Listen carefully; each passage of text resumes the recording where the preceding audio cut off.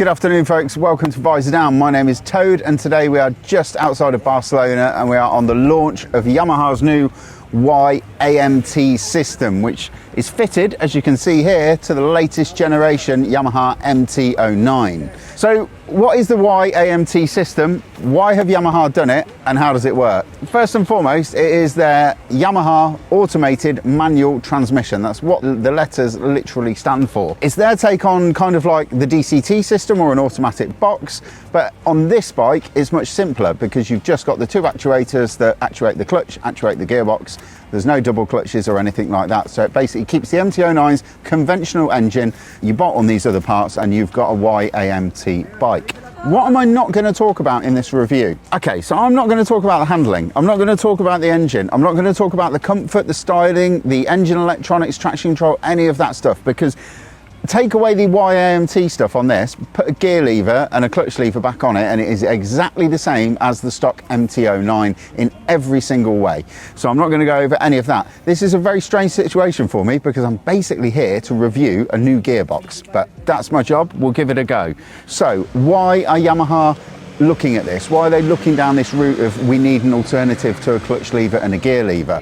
A lot of people have done it. A lot of people have looked at it. Honda have looked at it extensively and they've done a lot of work with the DCT system, and that's been around for an absolute age now, and it's got to the point where it is very, very good and very, very intuitive. What's happening at the moment though is other manufacturers are starting to pick up on it as well. So we've got KTM that have looked into the automated gear shift, also BMW have got an automated shifting system that they're working on at the moment. And the reason that people are looking at this sort of stuff now is because there's been a step change in automotive design. Basically, cars have become more and more reliant on paddle shift systems. There was a time when it was high-end supercars and hypercars that got paddle shift, and now it's come right the way down the ranges, and there are cars that you can buy for a lot less money that have got paddle shift on them. So more and more people are getting to experience that feeling and that kind of that exhilaration of shifting on paddles when they're driving their car. What Yamaha, BMW, KTM and Honda are looking to do is to tap into that, because a lot of people, if they've only ever driven a paddle shift car, that's all they'll ever be used to is switching gears electronically using their hands. And they work, you know, for a lot of those people, they might look at a motorcycle with a clutch and a gear lever as being a bit overcomplicated, and it's another life skill that they've got to learn, another hurdle that they've got to go over before they can ride the bike. This system takes that away, so they could open up a big pool of new customers.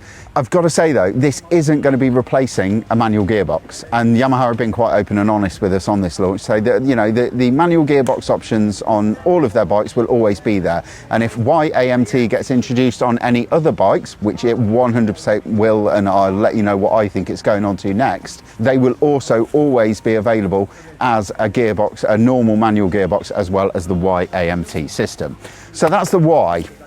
The how does it shift? Well, on one side of the bike, on the gearbox side, you have got an actuator. I say actuator, I looked at one last night, and it's basically a windscreen wiper motor and a load of semicircular gears and some rods that come out, and that is basically what is moving the shifter for you. And there's a conventional quick shifter on there as well, so it cuts the engine's power so that the next gear can engage. On the other side of the bike, you've got another actuator, which again is just a windscreen wiper motor with some semicircular gears and some rods, and that is the one that's connected to the clutch arm, and that actuates the clutch. That's it, it's really that simple. The only other bit of tech that you've got is a minus button to go down the gears and a plus button to go up the gears. Obviously, because there is no need for a clutch, the human on the bike can operate. There's no clutch lever, there's also no gear lever. Effectively, what Yamaha have created is a robotic hand for the clutch and a robotic foot for the gear change, and that is pretty much as complicated as it gets. The only other thing that's specific to the Y-AMT model is on this one you have an extra mode, which is when you're in automated shifting, you have a D, which is a very tame mode where it changes gear very, very early in the rev range and saves you a lot of fuel, I would imagine, and a D+, which is slightly sportier, but not quite sporty enough for me. But I'm going to come on to that in a moment. First and foremost, what is it like to ride as a full automatic? And this is how I started my day this morning. The weather was nowhere near as good as it now. My God, I wish we had weather this good when I was testing this thing this morning, but it was pretty gnarly. There was some squally showers and then we had some really torrential rain and the road got turned into a river on us. Because I'm not testing the chassis or the suspension or the handling or the tyres of this bike, I'm just testing the gearbox. It still gave me an opportunity to get a feel for it. The automated gear shifting is very eager to shift up, especially in the D mode. Even in D+, it still doesn't quite hold on to the revs as long as I'd like. When you do absolutely hammer the throttle and you pin the throttle wide open, it will hang on to the gears longer for you, so it'll let you go right the way up to the red line and then it'll bang it into the next gear. And when it does that, that pop that you get from the quick shifter and the engine, it's really audible that stuff is happening beneath you, that those actuator arms are doing stuff at the same time. Because when you click up on the quick shifter on one of these at full chat, it definitely doesn't make that noise. And I think that's like the gears in those actuator gearboxes clattering around as they're opening the clutch and banging in the next gear and then re-engaging the clutch again. So it's all a very enthralling experience. So the automated shifting, kind of the way that the Yamaha tech people here have described it to me, is that when you're bimbling around town or you're commuting to work and you just want to get on the bike and ride and not have to think about changing gears and doing all of that stuff, that is when you would put it into the auto mode. It is very tame. I mean, I almost, for really sporty riding on the automatic, which you can do with some other systems that are on the market, I'd kind of want a D++, like an extra mode where it absolutely rinses every bit of the rev range out of the bike, no matter what your throttle position, and changes down very aggressively, because the downshifts on it are very leisurely. When you're coming down to a stop, it is very leisurely on the downshifts, and if you're really on it, then they should be much more aggressive and much more frequent.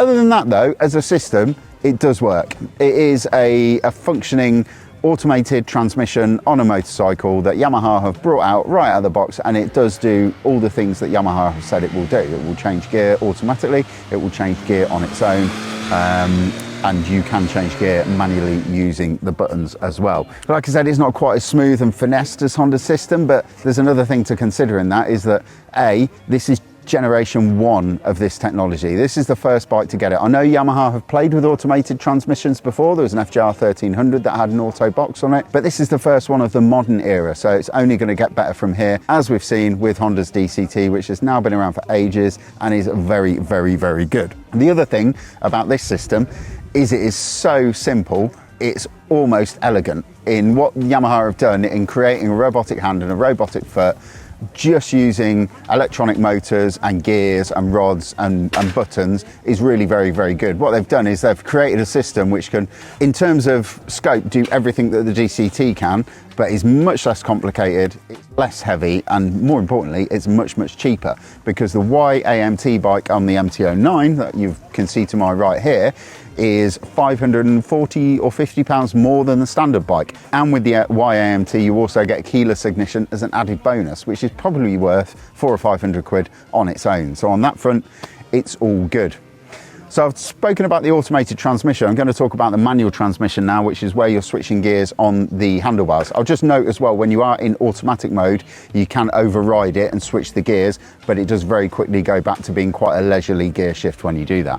Manual mode, the whole bike becomes a lot more exciting to ride because you're in control of what's happening with the gearbox. So you bang through the gears like you do on a Tiptronic car. It's a very entertaining way to ride a motorcycle.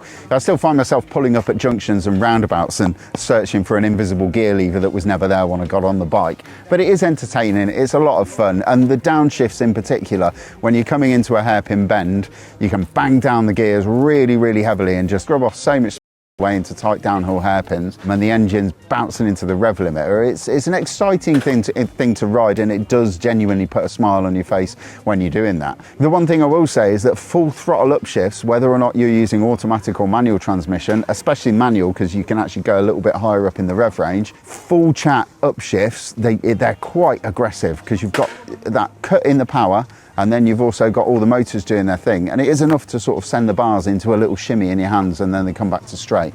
Once you've got your head around it, it's fine, but it is just one of those things that the moment I got on the bike, it just made me feel like it was really, really aggressive. It's not the gear shifts that are aggressive, I think it's just everything working away within the bike. So we covered the automatic, we've covered the manual. I mean, really there's not much else to it. The only other thing that it does in manual mode, other than allow you to change gears, is when you're coming up to a stop, it will automatically run down the gears for you. But just like in the automatic mode, it's very, very leisurely, and normally you will have clicked down a gear by then anyway. It's just so that it makes sure that you're in the right gear when you pull away. Other than that, you can be cruising along at 15 or 20 miles an hour and you can short shift your way up to 6th gear if you want. So that's quite cool for if you are just pootling around and just want to save as much fuel as possible. So what is my verdict on the Y-AMT? Well, I've been lucky enough that I've ridden pretty much every one of these funky transmissions, pretty much all of them. In fact, I think I've done, yeah, most of them. The Honda E-clutch as well, which has just come out, which is a similar concept to this, although you've still got a gear lever and there's an actuator on the clutch, and they all do very similar things in very different ways. This is another take on it, and I do get it. I understand it. For me, if I was looking to buy an MT-09, would I be reaching in my pocket for an extra 550 odd quid to go and grab myself a Y-AMT model? No, I absolutely wouldn't. But there's also a caveat to that, and that's something that I haven't mentioned yet. It's kind of like, I'm not the target audience of this. Yamaha aren't trying to get people to convert from conventional manual gearboxes to go over to a Y-AMT model. This bike is designed for people who've spent their whole of their career of driving cars, who've been using paddles to change gear, who might think the concept of a clutch and a gearbox is a bit archaic, and they just want something that's, you know, twist and go effectively if they want it. And that's what this system does. It turns the MT-09 into a big twist and go scooter, and there's what's not to like about a bike that's twist and go and that can wheelie and still do burnouts, and you can click through the gears when you're holding the wheelie. That's pretty cool. You can't do that with any of the other systems that are out there on the market that I know of, or not that I've ridden anyway. But anyway, that is it. It's super simple, very uncomplicated. There's not a lot of it to go wrong. It's cheap as well at 550 quid. I do think that as the next sort of generations come out, I think they will get finessed and they'll just get better and better, as we've seen with the DCT system. But what is the next bike to get it? I reckon Tracer 9 GT at EICMA. I think there's probably going to be an announcement. Everybody here is quite tight-lipped about that, but the cameraman, as I'm filming this, is actually laughing, which is a very, very good sign. And I think personally, by the time it comes out on whatever the next bike is, Tracer, it will be a lot smoother and a bit more finessed, and it probably suits that bike a little bit more than an MT-09 anyway. Anyway, folks, I have waffled on far too long, considering that I'm talking about a gearbox. I've been Toad, you've been watching Visordown, and I will see you on the next one.